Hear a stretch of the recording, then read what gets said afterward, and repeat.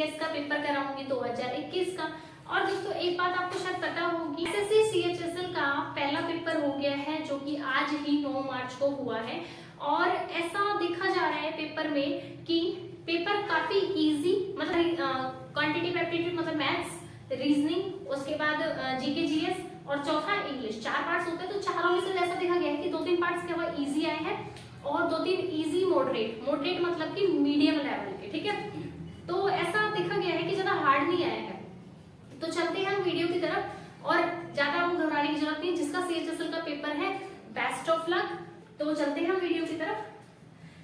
Question क्या है, इन a certain code language, एक कोड लैंग्वेज के अंदर अगर हम रिस्ट्रिक्ट को लिखी RISTRE, मैं लिख देती हूँ डायरेक्ट, ठीक है। हमें बोला है रिस्ट्रिक्ट RESTRICT, इसको हमने लिखा है क्या, उसको मैं लिख देती हूँ इससे CTRISTRE, ये हमने लिखा है, मतलब कोड किया है। उसके बाद बोल रहा है कि स्टार्टिंग को लिख रहे हैं NGTIARST, मैं यहाँ लिख देती हूँ इसको भी TIARST। और तीसरा वर्ड भी है, उसको मैं जानबूझ के नहीं लिख रही हूँ, ठीक है। माउंटेन को, हाँ माउंटेन को लिखा है ये INTAUNMO। अभी कैसे लिखा है ये दो से पता चल जाएगा, तीसरा लिखने की जरूरत नहीं है। ऐसे ही क्या होता है ना, क्वेश्चन आपको बड़ा कर दिया था, आप तीनों देखने रहते हैं क्या हुआ क्या हुआ। अगर आप में दो वर्ड्स के अंदर लॉजिक अगर फाइंड हो जा रहा है तब तो आपको तीसरे पे मूव करने की जरूरत नहीं है, दो को देखो और आंसर निकालो, ठीक है। बाकी अगर दो में नहीं पता चल रहा है कि क्या लॉजिक लग रहा है तब जाकर के आपको तीसरा देखना जरूरी होता है। तो देखो क्या हो रहा है इसके अंदर, हम वो देखते हैं। RE, ये रहा RE, ये रहा RE, मतलब कि आगे वाले को हमने क्या कर दिया है, ग्रुप के साथ, मतलब पेयर में पीछे भेज दिया है। ऐसे ही CT को हम आगे ले रहे हैं। अब क्या है, इनका भी दो का ग्रुप बनाओ, क्योंकि दो का ग्रुप बन रहा है। इसके बाद हमने क्या करा, इसको भेज दिया यहाँ पे सेकंड लास्ट पे ST, और ये आगे आगे RI।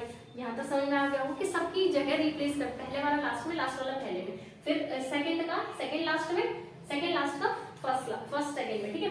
तो ऐसे इसको करिए, पहले ग्रुप बना लीजिए, इसको सबसे आगे लाया गया है क्या, बिल्कुल लाया गया है। उसके बाद हम देखें तो ST को पीछे ले जाया गया, हाँ, AR को यहाँ लेके गया है बिल्कुल, और TI को यहाँ लेकर गया, मतलब कि ग्रुप के साथ क्या हो रहा है, चेंजिंग हो रही है। तो चलो एक काम करते हैं, सेम इसी तरीके से पूछा जाए एनवेलप के लिए हम क्या लिखेंगे, ठीक है। तो मैं लिख देती हूँ यहाँ पे अपना एनवेलप,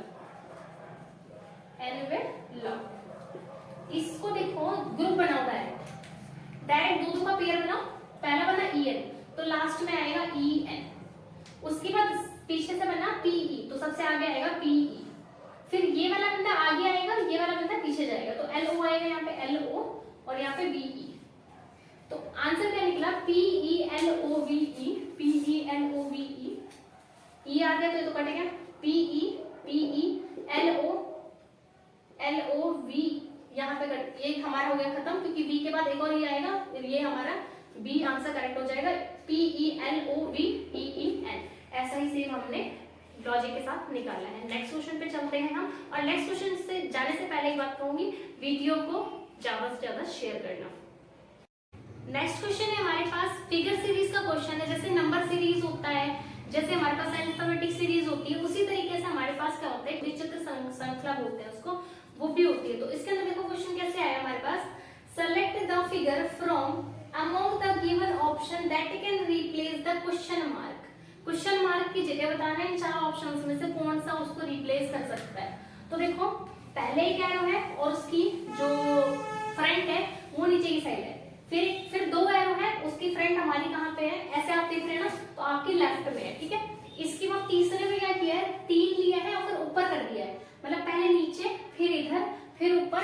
अच्छा एक चीज देखो, यहाँ से फिर यहाँ गया, फिर यहाँ गया। तो एक बात बताइए, ये वाला कौन सा सीरीज, ये कैसे होता है, और एक एस, और दूसरा वाला इस तरीके से होता है। एक को बोलते हैं क्लॉकवाइज, एक को बोलते हैं एंटी क्लॉकवाइज। तो ये जो है ना, ये हमारे पास क्या चल रहा है, क्लॉक ऐसे चलती है, और ये हमारी क्या होगी, एंटी क्लॉकवाइज। तो ये क्लॉकवाइज मूव कर रहा है, तो इसका मतलब अभी क्या होगा, नीचे चला गया, ये लेफ्ट साइड में भी चला गया, अब ऊपर भी चला गया, अभी राइट साइड में जाना चाहिए, ठीक है। तो राइट साइड में जाएगा, और कितनी एरो होंगी, 4 एरो होंगी। तो मैं पहले बना लूं, 4 एरो होंगी, और इनका फेस किधर होगा, राइट साइड में होगा, और ये वैसे डायमंड शेप जो भी है यहाँ पे बन जाएगी।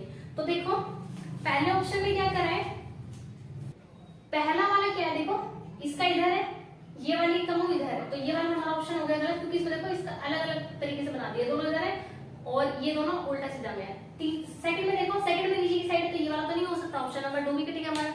ऑप्शन नंबर 3 में देखो हमारे पास एज इट इज जैसे हम कह रहे थे, ऑप्शन नंबर डी कट जाएगा, क्योंकि इसमें क्या है हमारे पास यहाँ पे डायमंड की जगह बॉक्स दे रखा है, तो हमारा ऑप्शन नंबर डी भी कट जाएगा। नेक्स्ट क्वेश्चन है हमारे पास क्या, ये क्वेश्चन एक तरीके से आप ऐसा मान लो सीरीज है या फिर एनालॉजीज को मान सकते हैं। क्वेश्चन क्या है, select the option that is related to the fifth term. ऐसा एक ऑप्शन सेलेक्ट करना है जो कि पांचवी टर्म से रिलेटेड हो in the same way as first and third term related to the second and fourth term respectively. मतलब कि पहली दूसरी से रिलेटेड है और तीसरी चौथी से रिलेटेड है। जो लॉजिक उन लोगों के अंदर लग रहा है वही सेम लॉजिक लगा करके हमें सिक्स्थ टर्म फाइंड आउट करनी है। ये क्वेश्चन है हमारे पास। तो देखिए आई 4 डी जी नोच एफ, ऐसा क्वेश्चन देखकर क्या होता है, घबरा जाते हैं लोग। तो ऐसे घबराना नहीं है, ऐसे क्वेश्चन आने की संभावना CHSL में भी है, तो अच्छे से क्वेश्चन देख लीजिएगा। और हो सकता है क्या पता ऐसा ही क्वेश्चन आपको देखने को मिल जाए, ठीक है। तो अगर ऐसा क्वेश्चन देखने को मिलेगा तो श्योर है कि आपके 2 से 3 नंबर पक्के। तो देखिए क्वेश्चन क्या है, आई 4 D G 9 F L 16 S G 25 you. तो एक काम करते हैं, पहले देखते हैं 4 है फिर 9 आया, 4 और 9 के बीच में क्या रिलेटेड है, मतलब +5 हो रहा है, ठीक है। यहाँ पे देखो 16 25 आया, यहाँ पे तो +5 नहीं हो रहा है, तो एक काम करो इस वाले लॉजिक को हटाओ। अब क्या करेंगे, 4 जो होता है वो 2 का स्क्वायर होता है, ये तो पता ही होगा, और 9 जो है वो 3 का स्क्वायर होता है, ठीक है। मतलब कि 2 के बाद 3 आया। अब यहाँ देखो 16 हमारे पास 4 का और ये हमारे पास 5 का, इतना क्लियर हो गया होगा। ये जो होता है 64 किसका स्क्वायर है, ये 8 का, 8 का स्क्वायर होता है 64, 8 8 64। तो यहाँ पे जो आएगा वो 9 का स्क्वायर और 9 नाम 81, मतलब 81 यहाँ पे आएगा डिजिट में। तो पहले तो ऑप्शन देखिए डिजिट में 81 कहाँ लिखा हुआ है, तो देखो पहले में है, दूसरे में है, तीसरे में नहीं है काटो, चौथे में नहीं है काटो, 2 ऑप्शन हमारे गए काम से। अब 50-50 में खेलना है पड़ेगा। अब देखिए वैसे हो तो सकता है आंसर बड़े इजी तरीके से, आई जी और डी की जगह एफ। तो पहले देखो डी पे कितना प्लस किया था, एफ आया, ई एफ मतलब +2, आई में -2 करोगे तो जी आएगा, ठीक है। माइनस करने में थोड़ी सी दिक्कत होती है, काम करते हैं प्लस वाले पे जाके काम करते हैं, मतलब देखते हैं कैसे निकलेगा, ठीक है। प्लस पे अगर आप वर्क करोगे तो देखेंगे आपको आंसर बड़ा जल्दी मिल जाएगा। एस के बाद यू आ रहा है, एस के बाद टी आता है, देन यू आता है, मतलब फिर से +2 हुआ है। अब यहाँ पे भी काम करो, पहले +2 करो आर के साथ, आर के बाद एस आता है, एस के बाद टी आता है, मतलब 81 के बाद हमारे पास यहाँ पे क्या आएगा, टी आएगा। तो देखियो टी किधर पे, इसके पास 81 का टी है और यहाँ पे पहले टी है, तो ऑप्शन नंबर ए गया हमारा। तो देखो जिसको माइनस करने में थोड़ी सी दिक्कत होती है उसको प्लस करने में आंसर निकलेगा, तो ऑप्शन नंबर बी हमारा क्या हो जाएगा, करेक्ट आंसर हो जाएगा।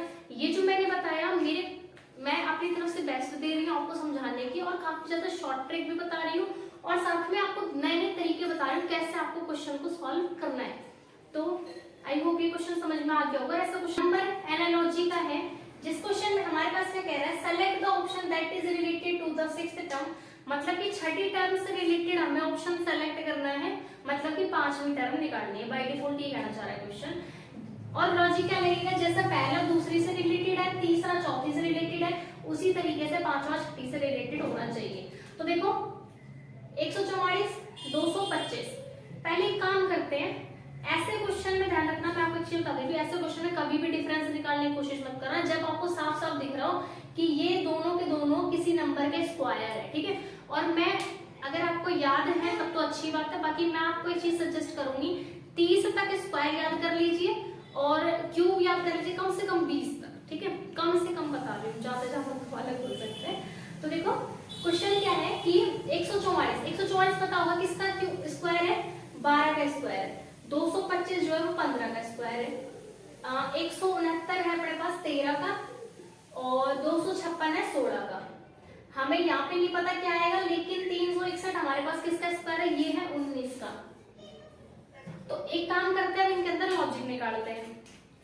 12 के बाद है 15 का स्क्वायर, मतलब कि प्लस में 3 होकर के स्क्वायर कर रहे हैं, 13 और 16 में भी प्लस में 3 होकर के स्क्वायर कर रहे हैं। तो यहाँ पे +3 होकर के 19 हुआ है, मतलब कि -3 करके यहाँ पे आंसर आएगा। 19 में से अगर मैं 3 को घटा दूं तो हमारे हमारे पास आएगा 16 और 16 का जो स्क्वायर होता है वो हमारे पास यहाँ पे साफ साफ लिखा हुआ है 256।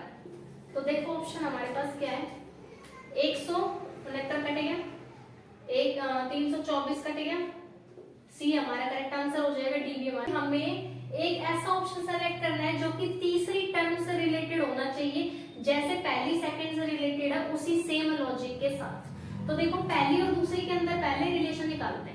ऐसा क्वेश्चन कभी भी आता तो ध्यान रखना आपस में कभी भी गैपिंग मत देखना कि इन दोनों की गैप कितनी है, ठीक है। इन दोनों की गैप जब देखी जाती है, जो 3-4 लोगों को मतलब कोमा कोमा लगा करके लिखा रहता है, तब जाकर के थोड़ा बहुत कहीं कहीं पे चांस बनता है, लेकिन यहाँ तो देखने की जरूरत ही नहीं है। पीजी, पी की जगह वी आया है, पी के बाद गिनो Q R S T U V, V यहाँ पे आ रहा है, मतलब 1 2 3 4 5 और 6, मतलब +6 करके हमारे पास वी आया है। जी में देखो, जी के बाद एच आई जे के एल एम, मतलब +6 करके फिर से हमारे पास क्या आया, एम आया। तो सेम एक काम करते हैं, ए और बी में भी +6 कर देते हैं। तो ए में अगर मैं +6 करूंगी तो हमारे पास आएगा क्या, B C D E F G, 1 2 3 4 5 6, G आएगा पहला। दूसरा बी में अगर करूँ तो जी के बाद एच आएगा, मतलब कि जी एच आएगा, सब बात है, ठीक है। तो देखो जी एच एफ एच कट गया, जी एच हमारा ऑप्शन नंबर 2 करेक्ट आंसर हो जाएगा।